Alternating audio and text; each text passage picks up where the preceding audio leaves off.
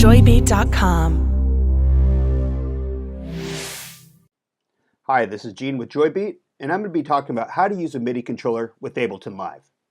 Now, basically what a MIDI controller is it's an external device that you can connect to Ableton, and you can control software synthesizers and other instruments in the program. Now, what I have here is the Behringer UMA25S, and it's just a simple 2-octave keyboard. And I use it here to basically control different synthesizers in Ableton, and I'm going to show you how. So the first thing you want to do is you probably want to install your driver for your keyboard. If you're using a Mac, most likely you won't have to install the driver, but chances are you could. But if you're using a PC, you definitely will probably have to install a driver to get it running. Once it's done installing, then you can just go into Ableton's settings and make the correct changes. So I'm going to go back into the Preferences menu, and basically, as I was showing you earlier, there's all these little tabs here on the side. The one that you're going to be interested in is the MIDI sync. Now, when you look at the MIDI sync tab, you see control surfaces here, and this doesn't really apply to us. You could have a controller that is listed here, and there's a big list of them. And if it is already listed there, then all you have to do is just go to the control surface section. It should automatically pick your input and output, and it should automatically map all the settings for your MIDI controller. This MIDI controller is not listed in there, so I'm going to show you how to do it the other way. Now, first thing you want to do is you want to find the inputs for your MIDI controller, and the one I have here is the UMA25S. So the first thing I'm going to do is turn on the track and turn on remote.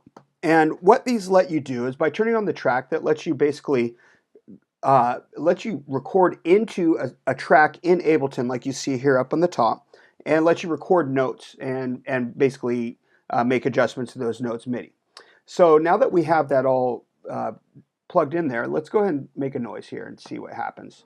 So I have operator here below, and operator is a synthesizer in Ableton. I definitely recommend checking out and probably just spending a couple hours just playing around with it to see what sounds you can make. But I've picked a pretty cool patch that I like myself. So let's go and play a couple notes.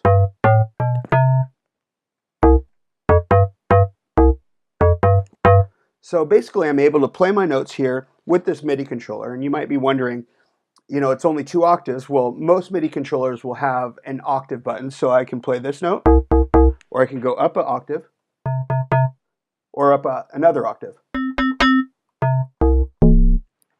That really low bass. So basically what you would want to do is you can go and just hit record, and you can play a little note.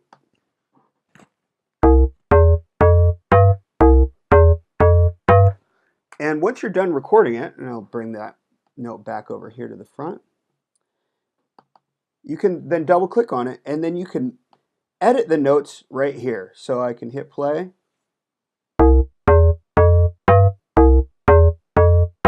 And from here, if I click this little headphone button, I can start moving these notes around and start moving them around to get the timing the exact way I want. And that's one of the really strong things about MIDI.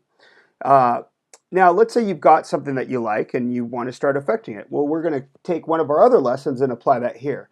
You know, I wanted to basically bring reverb into the synth sound that I just had. So we have basically the note here, and I'm going to turn up the reverb. Okay, so basically we've added reverb to that sound. Now, the other thing about MIDI is that you can map knobs and you know, sliders to different functions in Ableton, and I'll show you how to do that. So first thing you can do is just hit that little MIDI button right up here, and what that does is it makes everything MIDI mappable. So basically what I can do is I can map a knob that I have here to what I see on the screen. So what I'm going to do is I'm going to click the send button to the reverb first. Once I've clicked that, then I'm going to turn this knob to tell it that's where I want it to go. And now I can click the MIDI button again, and now it's mapped. So I'm going to go ahead and play that again, and first before I play it, I'm going to turn the knob, and if you notice, it's moving up and down as I turn the knob here. And I can then play this again and start automating the reverb just like I want.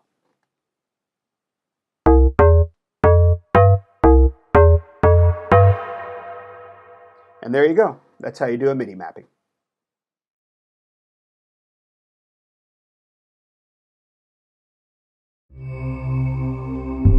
DJOYtech.com